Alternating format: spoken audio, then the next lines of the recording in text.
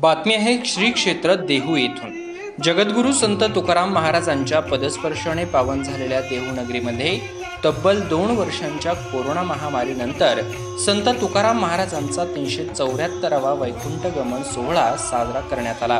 पहाटे 4:30च्या सुमारास मुख्य संत तुकाराम महाराज मंदिरामध्ये दुग्धाभिषेक करण्यात आला।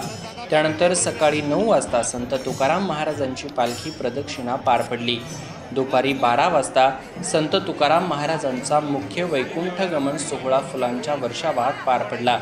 तब्बल 2 वर्षांच्या या कोरोना महामारीच्या काळानंतर एवढ्या मोठ्या प्रमाणात हा उत्सव साजरा होत असल्यामुळे वारकरी बांधवांमध्ये आनंदाचे वातावरण दिसून येत होते।